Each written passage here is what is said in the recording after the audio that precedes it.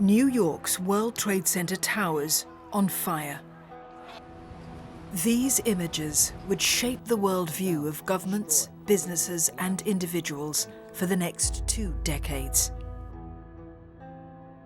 September 11th really changed the definition of what is a catastrophic event, what's the worst that can happen. So preparing for the worst from a corporate perspective completely changed in terms of what we're thinking about. Second of all, it really put in place this concept of duty of care for corporates to their employees. So really important to make sure that corporations at any one time know where their people are, the people are trained in case something happens, they can get in touch with them, they can respond. So the duty of care issue became front and center. In the years that followed, managing enterprise risks and business continuity planning became a priority for all businesses. This was further put to the test by the terrorist attacks that followed, from Bali to London, from Mumbai to Paris. Many major global corporations, of course, really began to look at risk in a different way.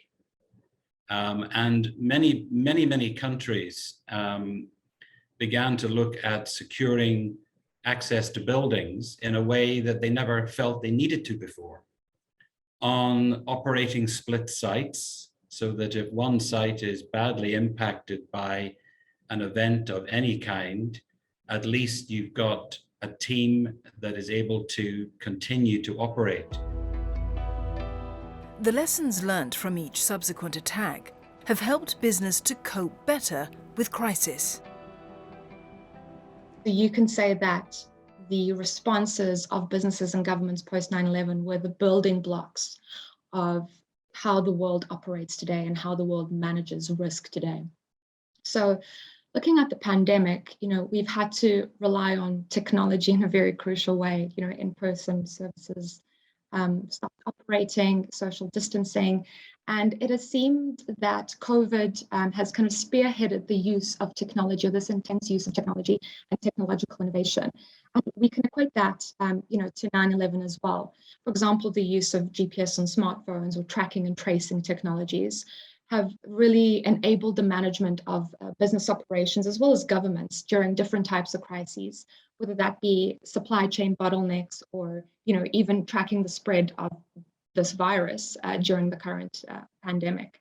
And businesses have been able to adapt this really well to current crises. One industry that was severely impacted by the events of September 11 was the aviation sector. Not only did air travel decline substantially in the aftermath, passengers were also faced with unprecedented security checks. There is a yin and yang or a trade-off between, the security requirements and the technology that has enabled some of those requirements to be a lot more seamless and arguably straightforward. So, and a lot of it is centered around, at least in the early days after 9/11, a lot of it was around the advanced passenger information, right? And how do you use API to apply security checks, based on risk. The aftermath of the attacks also saw better cooperation across governments, agencies, and companies. The US created the Department of Homeland Security to streamline intelligence sharing among law enforcement agencies, something that has benefited business as well. There are more plots that have been intelligence-driven, disrupted, than there are, successful attacks against aviation. And that intelligence cooperation continues today and continues to provide useful information for industry to perform risk assessments and almost take on a shared responsibility in what the security planning, what that details for industry. Experts say investment in intelligence gathering and risk analysis have created more tools for risk managers, some of which didn't even exist 20 years ago. we're spending a lot more money on intelligence. We're just doing more, and we're, connecting the dots. We spend a lot more time looking at the interconnections of these different kind of groups. So the idea that a single organization could send some people to get flight training in Arizona and send other people to get flight training someplace else, and they're all trying to make their way towards the United States, and yet we're not aware because we're keeping all the information in different places with different organizations, that's much less likely to occur again in the future. 20 years ago, the September 11th attacks forever changed the way businesses view risk management. Many sectors, particularly aviation, have had to evolve and leverage on technology to improve their surveillance and security infrastructure. Experts point to the attacks on September 11 as the pivotal event that started a new era of surveillance and security. The entire meaning of security has changed, and what was before somewhat a clear distinction between foreign and domestic policy has now been blurred since 9/11. We know that in October 2001, the US passed the Patriot Act, and this essentially allowed authorities kind of mass surveillance of communication. And as technology developed further over the years, new tools were developed, and this is where businesses started playing a very key role in the kind of monitoring aspects concerning financial transactions and highlighting any suspicious activity that may have, for example, stemmed from the financing of terrorism or organized crime or anything similar. In the 2 decades since the September 11th attacks, technology has progressed exponentially. These latest developments, drones, facial recognition technology, the use of artificial intelligence, these are important technological developments, part of the so-called Fourth Industrial Revolution, which are, very important to me, very important parts of dealing with of the overall strategies to deal with the ongoing and evolving terrorist threat. You need technology. Technology supplements but cannot supplant the role of human operators, in my view. Human operators still are very important frontline people to sort of detect and identify threats, terrorist threats.